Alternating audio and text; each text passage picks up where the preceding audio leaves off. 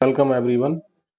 स्वागत है आपका आपके अपने YouTube channel maths by Vipin sir पर। मैं विपिन शर्मा आज हाजिर हूं आपके साथ नई खबरों को लेकर 18 अक्टूबर 2024 की। देखते हैं क्या क्या खबरें छाई हुई हैं आज के न्यूज़पेपर्स में। जस्टिस संजीव खन्ना बनेंगे देश के 51वें मुख्य न्यायाधीश। 6 माह ही रहेगा जस्टिस खन्ना जी का कार्यकाल। CJI चंद्रचूड़ ने अपने उत्तराधिकारी के रूप में उनके नाम की सिफारिश की है।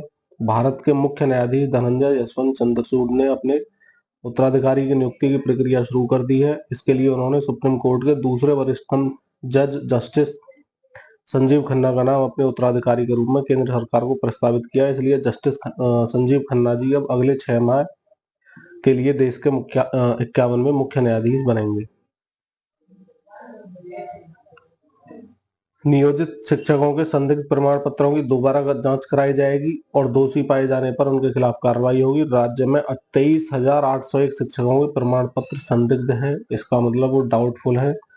बिहार पटना की ये खबर है। किसी कारण से काउंसलिंग से गैर हाजिर और वैध कारण वाले शिक्षकों को काउंसलिंग का मौका दिया जाएगा। 96 शिक्षकों के सर्टिफिकेट प्रथम दृष्टया पाए गए हैं फर्जी, उसकी भी कराई जाएगी जांच। तो कहीं ना कहीं जो योग्य लोग हैं उनके लिए मौका मिल सकता है। बदलाव हो चुका है। रेल रिजर्वेशन अब 60 दिन पहले होगा। 365 दिन है विदेशी पर्यटक के लिए समय सीमा। 31 अक्टूबर तक सभी बुकिंग यथावत रहेंगी। अब रेलवे में रिजर्वेशन 60 दिन पहले होगा। रेलवे बोर्ड ने सीटों की अग्रिम आरक्षण अवधि को मौजूदा 120 दिनों से घटाकर 60 दिन कर दिया। नई व्यवस्था 1 नवंबर से प्रभावी होगी। अब फाइलों में कैद नहीं रह पाएगी विभागीय कार्रवाई। जांच के नाम पर अब ना तो कर्मियों का उत्पीड़न होगा, ना ही विभागीय कार्रवाई। सिर्फ फाइलों में कैद होकर रह पाएगी। दोषियों को सजा मिलेगी और निर्दोषों को झूठी जांच के नाम पर फंसाया भी नहीं जाएगा। कार्मिक विभाग इस संबंध में विभागाध्यक्षों से निर्धारित प्रारूप पर पूरी रिपोर्ट मांगने जा रहा है। कार्मिक विभाग का कहना है कि जांच के नाम पर खेल नहीं चलेगा, ना ही उन्हें बैठाए रखा जाए। जांच पूरी कर बहाल होने वाले कर्मियों से पूरा काम लिया जाए, जिससे उन्हें समय में सजा भी मिले और जरूरत के आधार पर उनसे काम भी लिया जा सके।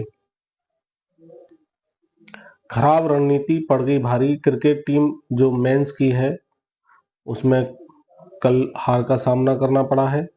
पहले बल्लेबाजी करने का निर्णय आत्मघाती साबित हुआ। न्यूजीलैंड ने 134 रनों की बढ़त के साथ कसा शिकंजा।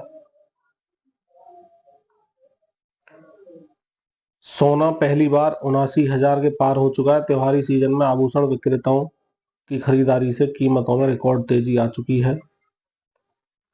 दिवाली तक बिकेंगी 45 लाख से अधिक गाड़ियां। पूछताछ 3 गुना बढ़ी। कंपनियों के आकर्षक ऑफर भी आ चुके हैं, तो अगर आप भी खरीदना चाहते हैं तो अच्छा ऑफर है, मौका है।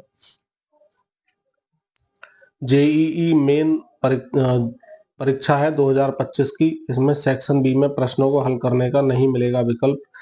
कोरोना काल में छात्रों को 5 की बजाय 10 प्रश्नों का विकल्प दिया गया था। एनटीए ने अगले साल की परीक्षा पैटर्न में बदलाव की घोषणा कर दी है। ऑनलाइन आवेदन प्रक्रिया जल्द ही शुरू हो जाएगी।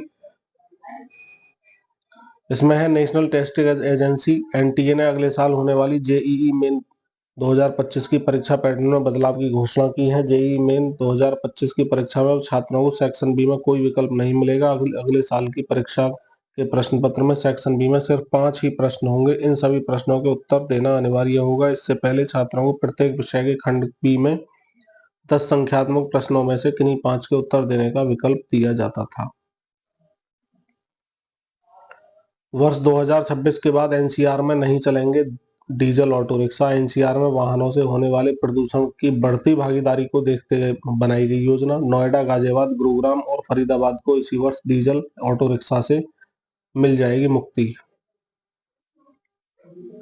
इलाहाबाद विश्वविद्यालय की तिजोरी से निकले सिक्के, ताम्रपत्र और फरमान। यानी इलाहाबाद विश्वविद्यालय के केंद्रीय पुस्तकालय में वर्षों से रखी थी अलमारी, कुलपति के निर्देश पर उच्च स्तरीय समिति के सामने खोली गई। इसमें क्या मिला? 400-500 ईस्वी के बीच के सिक्के भी मिले हैं। गुरुवार को इलाहाबाद विश्वविद्यालय के लॉकर से निकले सिक्के, ताम्रपत्र और शाही फरमान। क्या है? इलाहाबाद विश्वविद्यालय कि केंद्रीय पुस्तकालय में रखी पुरातात्विक महत्व की वस्तुओं का अलमारी का लॉकर गुरुवार को काटकर खोला गया। लॉकर से 3 प्रकार की धरोहर मिली है। धरोहरों को देखने के बाद अलमारी में सील लगाकर समिति के सामने रख दिया गया है। इलाहाबाद विश्वविद्यालय से जुड़े लोगों का मानना है कि इससे पहले 1998 में तत्कालीन पुस्तकालय अध्यक्ष प्रोफेसर मानस मुकुल दास के कार्यकाल में लॉकर खुला था। संग्रहालय की योजना को दिया जाएगा मूर्त रूप, प्रोफेसर कपूर का कहना है। टीम इंडिया घर में सबसे छोटे स्कोर पर ढेर हो चुकी है। 0 पर आउट होने का यह रिकॉर्ड भी आ चुका है। दूसरी बार घरेलू टेस्ट में न्यूजीलैंड के खिलाफ 5 भारतीय बल्लेबाज खाता नहीं खोल सके। इससे पहले 1999 में मोहाली टेस्ट में भी ऐसा हुआ था।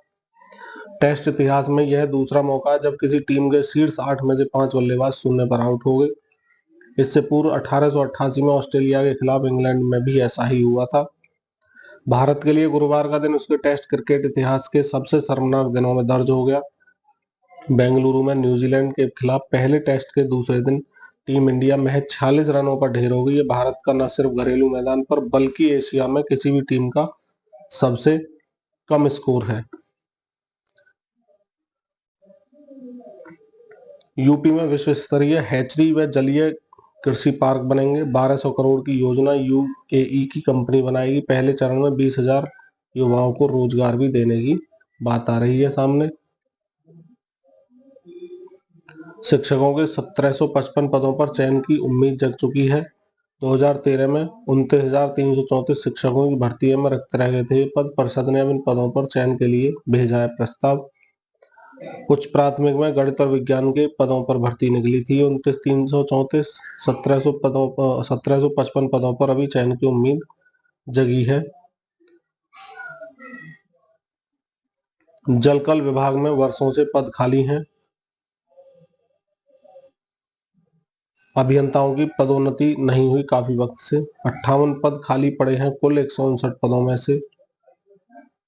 जलकल में कुल पद दिखाए गए हैं आपके सामने। जीएम 18 सभी पदोन्नति के हैं। एई 103 में 52 पदोन्नति के हैं। ईएक्स में 38 टोटल पदोन्नति के हैं। कार्मिक विभाग का स्पष्ट आदेश है कि हर साल सितंबर में विभागों में रिक्त पड़े पदोन्नति कोटे को पदों को भरा जाए। इसके बाद भी जलकल विभाग में अभियंताओं की पदोन्नतियां नहीं हो रही हैं। 159 में से 58 पद खाली हैं। यह पदोन्नति पिछले कई सालों से रुकी हुई है। अब घर बैठे ही खरीदें रेलवे का सामान्य टिकट। इस तरह डाउनलोड करें ऐप। सबसे पहले गूगल प्ले स्टोर पे यूटीएस ऑन ऐप डाउनलोड करें। इसके बाद अपना नाम, mobile number, ID card number दर्ज करें। रजिस्ट्रेशन के बाद ओटीपी मोबाइल पर आएगा। ओटीपी लिखकर साइन अप करें। आईडी, पासवर्ड और रजिस्टर्ड मोबाइल नंबर पर आएगा। इसके बाद यूटीएस लॉगिन कर अपनी यात्रा के लिए सामान्य अनारक्षित टिकट बुक कर सकते हैं। निकिता पोरवाल बनी फेमना मिस इंडिया। उज्जैन की निकिता पोरवाल ने फेमना मिस इंडिया 2024 का खिताब जीता। मुंबई के वर्ली में बुधवार रात हुए भव्य आयोजन में उन्हें फेमना मिस इंडिया 2023 की विजेता नंदिनी गुप्ता में ताज पहनाया और निकिता मिस वर्ल्ड प्रतियोगिता में भारत का प्रतिनिधित्व करेंगी। दादरा और नगर हवेली की रेखा पांडे ने फर्स्ट रनर अप और गुजरात की आयुषी ढोलकिया ने सेकंड रनर अप का खिताब अपने नाम किया है। 5 से 5.5 रुपए प्रति किलो तक महंगी हो सकती है सीएनजी पर आदेश आया है। शहरी गैस वितरण कंपनियों को मिलने वाली घरेलू गैस में सरकार ने 20% तक कटौती कर दी है। इसका कारण मुख्य ये निकल कर आ रहा है। इसी के साथ आज की खबरें समाप्त होती हैं। हाँ, अगर आपको अपने कम समय में देखनी है ये वीडियो तो स्पीड को 1.5 गुना या 2 गुना तक बढ़ा सकते हैं। मैं विपिन शर्मा लेता हूँ आज आपसे विदा। मिलते हैं कल नई खबरों के साथ। इसी के साथ जय हिंद, जय भारत। वीडियो को लाइक करना ना भूलें, चैनल सब्सक्राइब कर लें। इसी तरह की खबरें आपको मिलती रहेंगी। औरों के साथ भी शेयर कर दें